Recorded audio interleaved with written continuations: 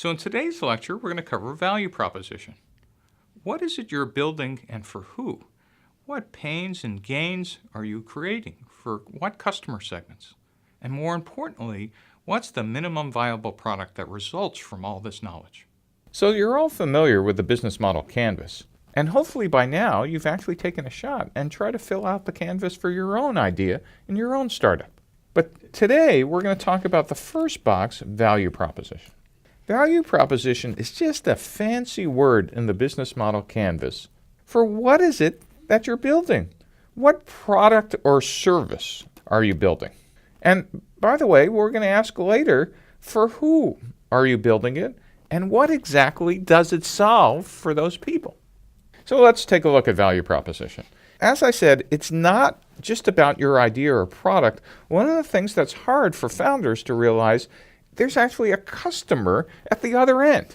And so while you're thinking this is the greatest thing since sliced bread, the whole idea about customer development is to get you out of the building and tell me whose need or problem you're solving.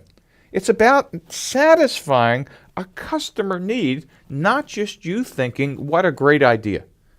And that can't be repeated enough. So today, while we're talking about value proposition works hand in hand with who your customers are, which we'll be talking about in the next lecture. Understand that this relationship between what you're building, the value proposition, and the customer is what makes startups succeed or fail on day one right there.